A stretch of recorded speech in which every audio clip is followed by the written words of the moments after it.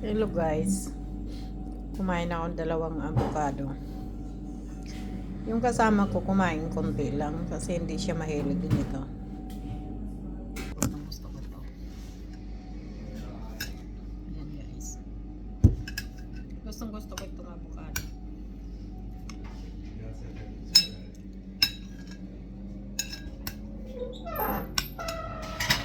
Binili ko ito nung bago mag-nyoya. Medyo matigas pa siya. Ngayon hinog na.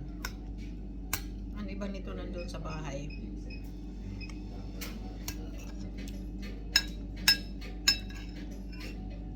Kasi nag-ano din ako doon sa bahay ng prutas. Sa bowl. Iba-ibang klaseng prutas. Tapos mayroon dito, mayroon sa bahay. Tapos mayroon din doon yung ginawa kong bigas na may itlog, may pera. Mayroon din ako dito sa tindahan doon sa taas ng rep dito. Hindi ko lang muna gagalawin yan. Fortunata, fortuna.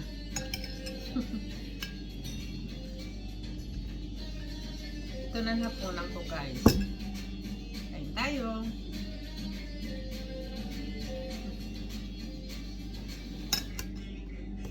Ito guys.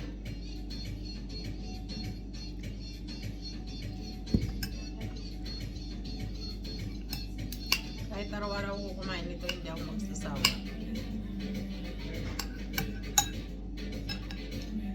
Ito yung kinakain ng mga Italiano pag nagda-diet. Kasi mabigat din ito sa yan eh. Diba? Linagyan ko siyang kunting asukal.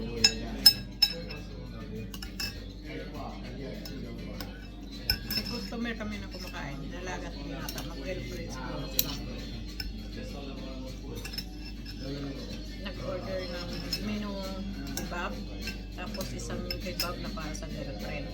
Tapos nag-order usad na kebab ulit. Hinati ulit nila. Sabi nila, ang sarap ng kebab nyo. Sabi niya, tapos kumain, hindi mabigat sa tiyan. Sabi niya sa iba, pag kumakain kami ng kebab, ang bigat sa tiyan. Kaya halos hindi na namin maubos kasi naano agad ang tiyan. Sabi namin sa sus yan, depende sa sauce. Masarap daw ang kebab namin. Tapos ang garni namin yung mamahalin na in-order namin. Mahal ang kilo pero masarap. Kaning baka yan eh. Mix kung takeno.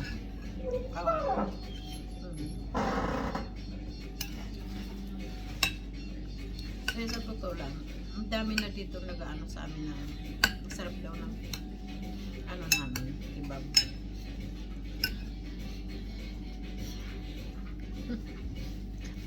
Kasama ko hindi basahan ng sahig. Kasi andito pa hindi pa niya nabasahan ng nasa sala pa lang. Ako pagdating ko, lagi lang ako na ako. Ay, may nagawa din ako yung mga lalagyan ng mayonnaise kung ketchup, linagyan ko. Yun lang nagawa ko. Pag naghiwa-hiwa ako ng salata, radicchio, alcabulo. Yun lang. Kaya sa totoo lang, customer namin group pag madaling araw, lalo na pag weekend. Tapos sinasabi nila pagpasok la, Pido na kebab Italy, numero 1, Cagliari, più uno per kebab. Masarap na daw ang kebab namin, mura pa. Katya. Ngayon may isang inaalok sa amin na isang pwesto ulit na kebab sa kababayan niya kasi alis na dito, ibibenta sa amin. Pinag-aaralan namin, kunin namin kaso binibintang 30 mil.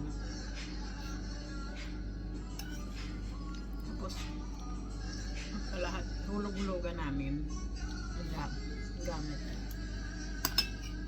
Sabi ko, tingnan natin bukas. Dahil sa amin inaalok talaga. Alak namin kunin.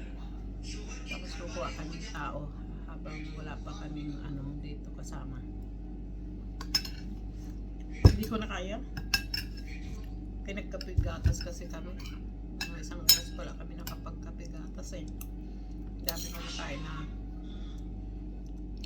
panito na. Basta.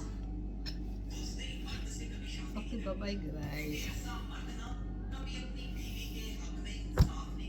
Happy treatings, advance happy treatings pala.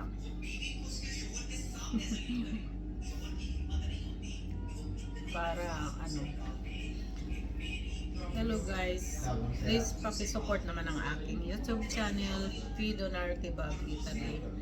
Please click the bell, all the video. Thank you so much.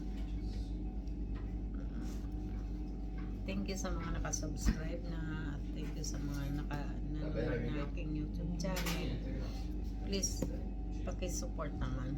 Wish ko din na bilang araw makatunga ko sa aking mga kababayan sa Pilipinas pag nauwi. Bye po. Thank you. Advance merit.